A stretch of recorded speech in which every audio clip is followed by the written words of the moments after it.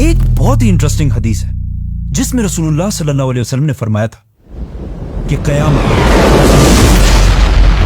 तब तक नहीं आएगी जब तक तुम मुसलमान ऐसे लोगों से नहीं लड़ोगे जिनकी शक्लें बिल्कुल रेड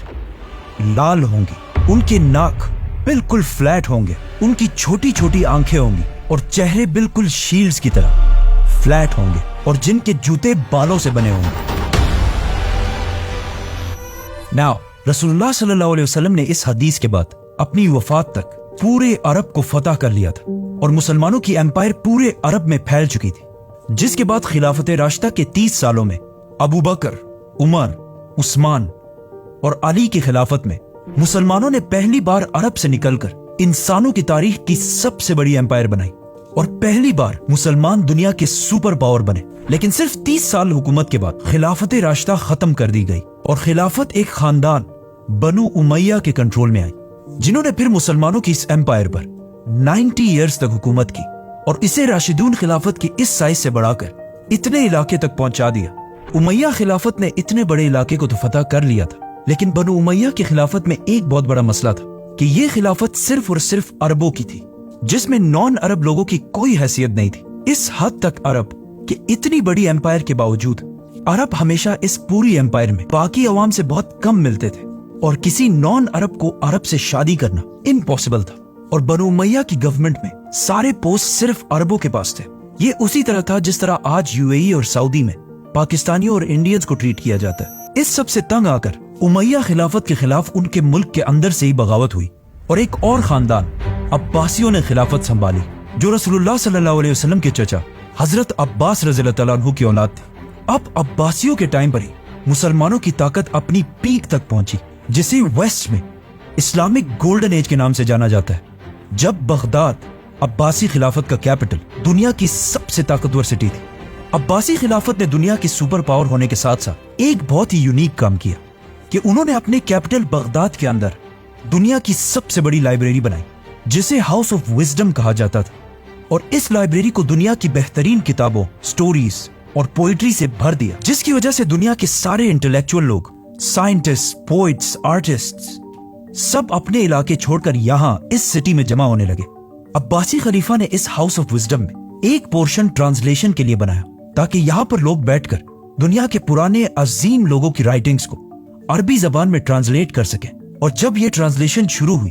तो आहिस्ता आहिस्ता अरबी जबान दुनिया की सबसे ताकतवर जबान बनने लगी, जिस तरह आज इंग्लिश जबान है। अब्बासी खिलाफत ने दुनिया में पहली बार साइंटिस्ट को अपने रिसर्च करने के लिए फंडिंग करना शुरू की, जिसकी वजह से दुनिया में बड़े बड़े मुसलमान साइंटिस्ट सामने आए, जैसे कि बगदाद के इस हाउस ऑफ विजडम का हेड जिसका नाम था अल-ख्वारिज़मी, A man named Al-Khwarizmi जिन्होंने पहली बार दुनिया में अलजबरा इंट्रोड्यूस किया, was one of the greatest mathematicians of all time, a Muslim, worked in the golden age of Islam. जो आज भी दुनिया के साइंस में बहुत बड़ी इंपॉर्टेंस रखता है। अब्बासी खिलाफत में साइंस के साथ साथ आर्ट्स भी बहुत आगे बढ़ा और इसी दौर में अल्फ लैल व लैल जैसी किताब लिखी, 1001 Nights, जिसमें ऐसी स्टोरीज लिखी गई जिन पर आज तक हॉलीवुड में मूवीज बनाई जाती हैं। For example Aladdin, Ali Baba, They all know about Alibaba. और सिम्बाद वगैरह। इन शॉर्ट मुसलमान दुनिया के सुपर पावर थे और इन्हें चैलेंज करने वाला दुनिया में कोई भी नहीं था। लेकिन जब भी हिस्ट्री में कोई एम्पायर इस लेवल तक पहुंचती है तो उससे आगे सिर्फ एक ही रास्ता होता है, डिक्लाइन। हुआ यूं कि अब्बासियों से पहले उमैया खिलाफत एज वी नो के सिर्फ अरबों की खिलाफत थी, लेकिन अब्बासी खिलाफत उमैया से बिल्कुल ऑपोजिट थी। मतलब इस खिलाफत के दौर में एम्पायर के हर कोने से लोग गवर्नमेंट में शामिल थे, पर्शियंस, टर्क्स, ग्रीक सब। और एक अब्बासी खलीफा ने तो तुर्कों की एक बहुत पावरफुल फौज भी बनाई, सल्जूक फौज। और ये फौज टाइम गुजरने के साथ साथ इतनी स्ट्रांग हो गई कि इसने अब्बासी खिलाफत को मजबूत करने के बजाय खिलाफत का सारा कंट्रोल अपने हाथ में ले लिया, जिसके बाद खलीफा सिर्फ एक नाम का खलीफा था और मुल्क की सारी ताकत सल्जूक फौज के पास थी। ये ऐसा है जैसे आज किसी मुल्क का प्राइम मिनिस्टर सिर्फ नाम का प्राइम मिनिस्टर और मुल्क की सारी ताकत किसी और के पास हो। सॉरी। सल्जूक फौज के कंट्रोल के बाद इसी फौज की वजह से आहिस्ता आहिस्ता अब्बासी खिलाफत कमजोर होती गई और उनकी इस इतनी बड़ी एम्पायर में हर तरफ बगावतें स्टार्ट होने लगी, जिससे आखिर ये इतनी बड़ी एम्पायर छोटे छोटे हिस्सों में डिवाइड हो गई, जिसकी वजह से मुसलमानों के हाथ से पहली बार फलस्तीन छीन लिया गया। इस सब से बहुत साल पहले पहली खिलाफत में जब हजरत उमर रज़ियल्लाहु तआला अन्हु इन सारे इलाकों को फतह कर रहे थे तो उन्होंने क्रिश्चियंस की सबसे होली सिटी जेरूसलम को भी फतह कर लिया था। उसके बाद अगले 450 साल तक किसी की भी हिम्मत नहीं हुई थी कि वो फलस्तीन मुसलमानों से ले सके। लेकिन जब अब्बासी खिलाफत कमजोर हो गई और मुसलमान बहुत छोटे हिस्सों में डिवाइड हो गए, तो इस टाइम का यूरोप के क्रिश्चियंस ने फुल फायदा उठाया और यरूशलेम फलस्तीन को मुसलमानों के हाथ से छुड़ाने के लिए एक बहुत बड़ी जंग स्टार्ट की, the crusades, the mightiest battle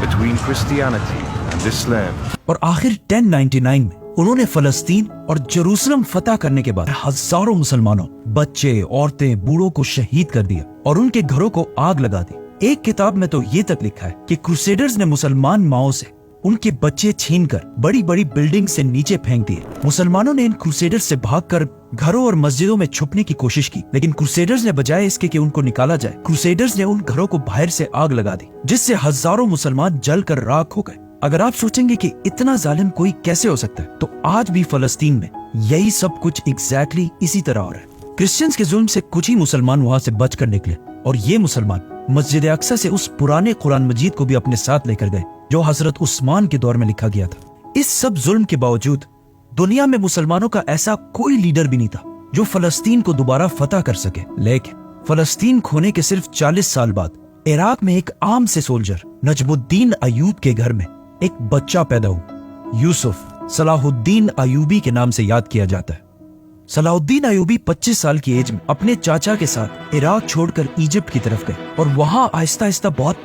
लंबी स्ट्रगल के बाद इजिप्ट के बादशाह सुल्तान बन गए। ये बहुत लंबी कहानी है, इसे फिर करेंगे। अब जब यहाँ इजिप्ट में सलाहुद्दीन अयूबी इजिप्ट के बादशाह बनने की तरफ जा रहे थे, तो इसी दौरान यहाँ से बहुत दूर मंगोलिया में एक छोटे से गांव के एक छोटे से कबीले के सरदार के घर में भी एक बच्चा पैदा हुआ जिसका नाम था थेमोजिन चंगेज खान। यस, सलाहुद्दीन और चंगेज खान एक ही दौर में जिंदा थे। एक ने मुसलमानों को वापस ग्लोरी की तरफ लेके जाना था और दूसरे ने मुसलमानों को ऐसा तबाह करना था जो इससे पहले किसी ने भी नहीं किया था। फलस्तीन और स्पेशली जेरूसलम को खोने के बाद मुसलमानों का कोई स्ट्रॉन्ग लीडर तो नहीं था, लेकिन इस दौरान सबसे जबरदस्त रोल मुस्लिम स्कॉलर्स उलमा ने प्ले किया था, क्योंकि इससे पहले जो मुसलमान हर वक्त आपस में लड़ते रहते थे और बहुत सारे फिरकों में डिवाइडेड थे, उन्हें कुछ बहुत अजीम स्कॉलर्स ने एक ही गोल पर यूनाइट करना शुरू किया कि किसी भी हाल में फलस्तीन को दोबारा फतह करना है, जिससे अगले कई सालों में मुसलमान किंगडम्स की यंग पॉपुलेशन के दिमाग में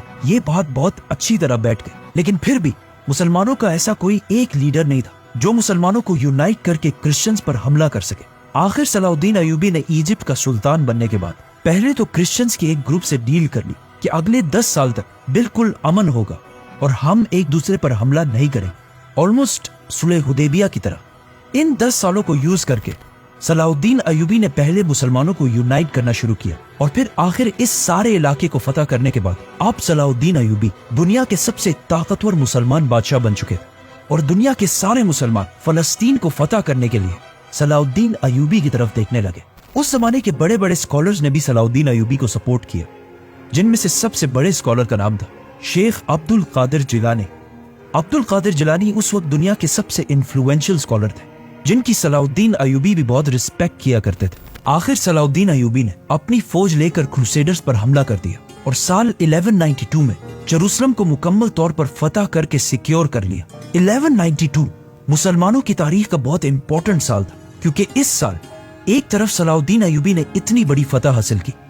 और दूसरी तरफ शहाबुद्दीन गौरी ने इंडिया पर हमला करके इसे फतह कर लिया और दिल्ली सल्तनत की बुनियाद भी रखी। अब ऑलमोस्ट 100 साल बाद मुसलमान आखिरकार दोबारा थोड़ा स्टेबल होने लगे और मुसलमानों की खोई हुई इज्जत भी उन्हें वापस मिलने लगी। लेकिन अब जब मुसलमानों को थोड़ी कामयाबी मिल चुकी थी, तो इस सब से 600 साल पहले रसूलुल्लाह सल्लल्लाहु अलैहि वसल्लम की कही हुई हदीस के पूरे होने का टाइम आ चुका था। तो इस सब से बहुत दूर चंगेज खान ने मंगोलिया को यूनाइट कर लिया था और बहुत तेजी से हर तरफ अपनी ताकत बढ़ा रहा था। चंगेज खान का असली नाम तेमोजिन था और उसका बाप मंगोलिया के एक छोटे से कबीले का सरदार था। लेकिन तेमोजिन के बचपन में एक दूसरे कबीले ने उसके बाप को सीक्रेटली जहर देकर मार दिया था, जिसके बाद तेमोजिन और उसका पूरा खानदान बहुत सख्त जिंदगी गुजारता रहा। और कहा जाता है कि एक वक्त में तेमोजिन चाइना में किसी और का गुलाम बनकर भी रहा, लेकिन फिर तेमोजिन ने आखिर वापस मंगोलिया आकर अपने कबीले को यूनाइट किया और आहिस्ता आहिस्ता उसकी ये मंगोल एम्पायर बढ़ने लगी और इतनी बड़ी हो गई कि मंगोलियंस ने तेमोजिन को एक बहुत बड़ा टाइटल दिया चंगेज खान, जिसका मतलब है सबसे बड़ा बादशाह। खान, ये नाम खान इससे पहले टर्किश जबान में भी यूज किया जाता था, लेकिन चंगेज खान की वजह से ये नाम पूरी दुनिया में हमेशा के लिए फेमस हो गया। मतलब कुछ सर्वेस के मुताबिक आज दुनिया में 2.5 करोड़ लोग ऐसे हैं जिनके नाम में खान आता है, जैसे कि शाहरुख खान, आमिर खान और of course Imran Khan. Mongolia को आज भी अगर देखा जाए तो एक बहुत ही गरीब और आम सा मुल्क है, और उस जमाने में तो इससे भी बहुत ज्यादा कमजोर था। इसीलिए चंगेज खान के इस एम्पायर के बनने के बाद भी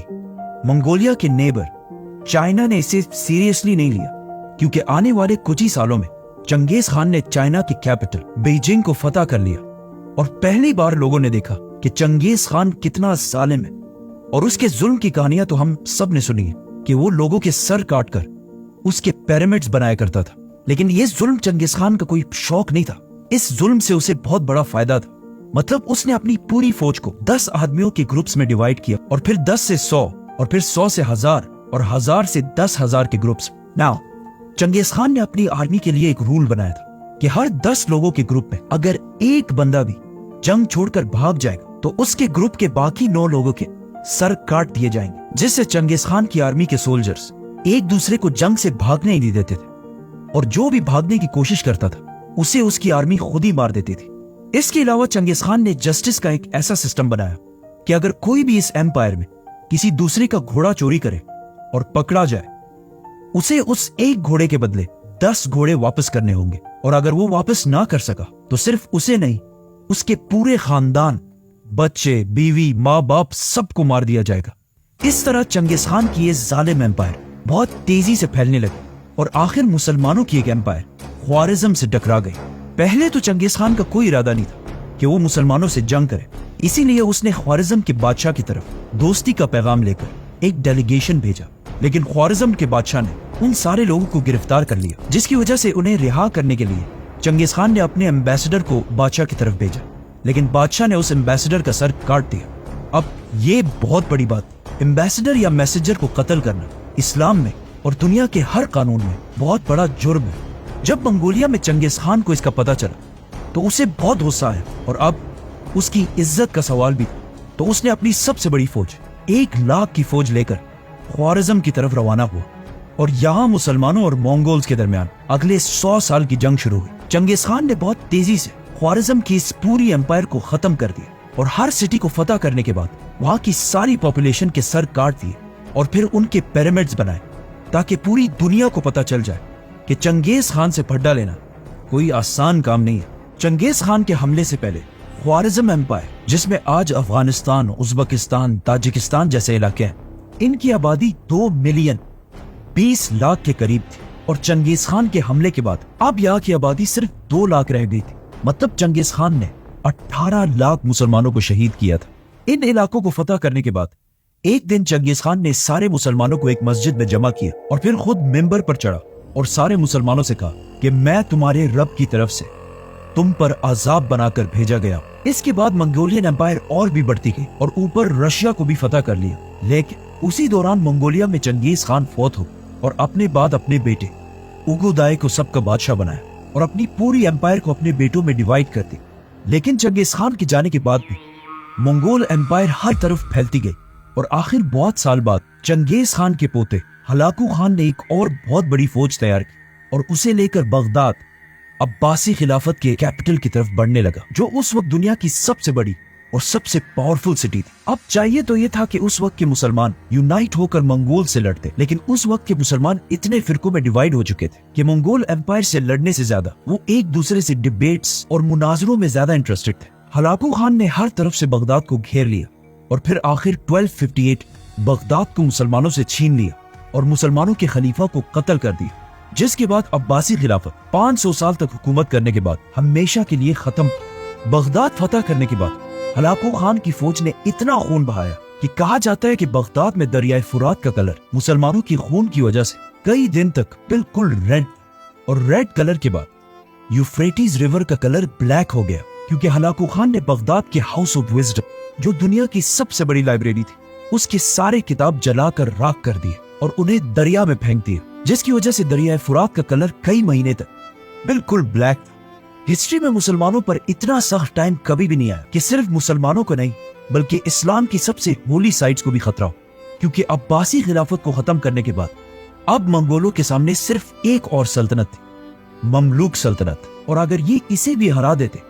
तो मक्का और मदीना का कंट्रोल भी मंगोल्स के पास चला जाता, तो वो 100%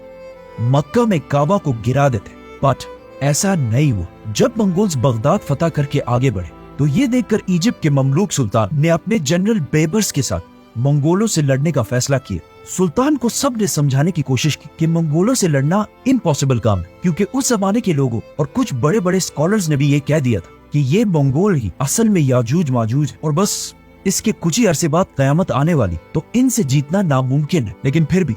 सुल्तान और उसका जनरल बेबर्स मंगोलों के खिलाफ एक फौज जमा करने लगे। अब इसी दौरान मंगोलिया में हलाकू खान का भाई, जो उस वक्त पूरे मंगोल एम्पायर का बादशाह था, मार दिया गया। तो हलाकू खान मजबूरन अपनी बड़ी फौज लेकर वहां से वापस चला गया और एक छोटी फौज को यहाँ पर छोड़ा। और आखिर फलस्तीन में एन जालूत के मकाम पर मंगोल्स और मुसलमानों की फौज आमने सामने हुई। ये एन जालूत इलाका फलस्तीन में है और इसे एन जालूत इसलिए कहा जाता है क्योंकि यहूदियों के मुताबिक ये वही एग्जैक्ट जगह है जहाँ पर इससे हजारों साल पहले दाऊद अलैहिस्सलाम ने एक बहुत बड़े वॉरियर जालूत को हराया था। और अगेन अब हजारों साल बाद यहाँ एग्जैक्टली ऐसा ही हुआ कि कमजोर मुसलमानों ने पहली बार द ग्रेट मंगोल एम्पायर को बहुत बुरी तरह हरा दिया और मंगोल एम्पायर की एक्सपेंशन को हमेशा के लिए रोक दिया। मतलब ये जंग हारने के बाद मंगोल एम्पायर कभी भी इससे आगे नहीं बढ़ी। ये थी मंगोल्स और मुसलमानों की जंग, जिसका इससे बहुत साल पहले रसूलुल्लाह सल्लल्लाहु अलैहि वसल्लम ने पहले ही बता दिया, जो आखिर एन जालूत की जंग के साथ खत्म हो गई। लेकिन फिर भी मुस्लिम दुनिया के एक बहुत बड़े हिस्से पर मंगोल्स का कंट्रोल था और उन्हें दुनिया में कोई भी चैलेंज नहीं कर सकता। लेकिन फिर आहिस्ता आहिस्ता यही मंगोल यहाँ के रिलीजन इस्लाम को स्टडी करने लगे और आखिर इतना इम्प्रेस हुए कि सारा मंगोल खानदान जो इन इलाकों में आबाद था मुसलमान हो गया और ये सारे इलाके दोबारा इस्लाम के कंट्रोल में है। अगर आप चंगेज खान की औलाद के सारे नाम देखें तो पहले इन सारों के नाम बिल्कुल मंगोल नाम, जैसे कि ओगोदाय, जोची, हलागू। लेकिन आहिस्ता आहिस्ता इनके नाम मंगोल से मुसलमान नाम होने लगे, जैसे कि मोहम्मद, तैमूर, यूनुस और बाबर। क्योंकि इंडिया पर बहुत साल हुकूमत करने वाली मुगल एम्पायर इसी चंगेज खान की औलाद में से थी। हजरत उमर और चंगेज खान में एक बात कॉमन है कि इन्होंने अपने जमाने की सबसे बड़ी और सबसे ताकतवर एम्पायर्स बनाए थे। लेकिन इन दोनों एम्पायर्स में एक बहुत बड़ा डिफरेंस है कि आज चंगेज खान को सिर्फ एक जालिम के तौर पर याद किया जाता है, लेकिन हजरत उमर को पूरी दुनिया एक ग्रेट लीडर मानती है। सब्सक्राइब।